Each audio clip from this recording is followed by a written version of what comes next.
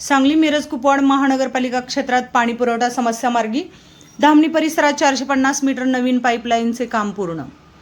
सांगली मिरज कुपवाड शहर महानगरपालिका क्षेत्रात गॅस पाईपलाईनसाठी सुरू असलेल्या खुदाई दरम्यान झालेल्या पाणी पुरवठा पाईपलाईनच्या मोठ्या नुकसानीनंतर अखेर धामणी परिसरातील नागरिकांना दिलासा मिळाला आहे।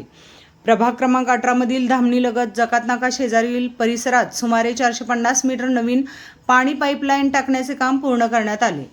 गॅस पाईपलाईनच्या बेजबाबदार खुदाईमुळे या भागातील पाणी पुरवठा पूर्णपणे विस्कळीत झाला होता। त्यामुळे नागरिकांना अनेक दिवस पाण्यासाठी भटकंती करावी लागत होती। या गंभीर समस्येवर नगरसेवक अभिजित भोसले यांनी आक्रमक भूमिका घेत ठेकेदार व महापालिका प्रशासनाला सोबत घेऊन प्रत्यक्ष पाहणी करत तातडीने दुरुस्तीचे आदेश दिले होते। त्यानंतर संबंधित कामाला गती मिळून आज नवीन पाईपलाईनचे काम यशस्वीरित्या पूर्ण झाले।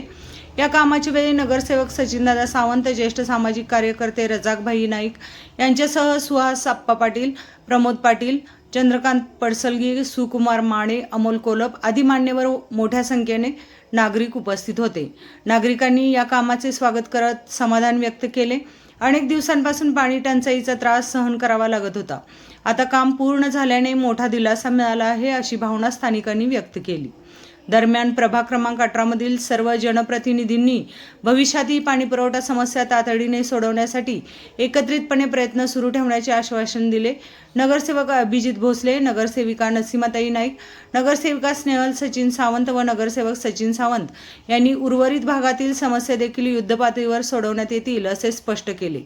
विठ्ठलनगर, रामकृष्ण परमहंस सोसायटी, अण्णा सदगोंडा पाटील नगर आदी भागामध्येही पाणी पुरवठा दुरुस्तीची कामे लवकरच हाती घेण्यात येणार असल्याचे नगरसेवक अभिजित भोसले यांनी सांगितले। या कामामुळे परिसरातील नागरिकांना मोठा दिलासा मिळाला असून प्रभागात समाधानाचे वातावरण निर्माण झाले आहे।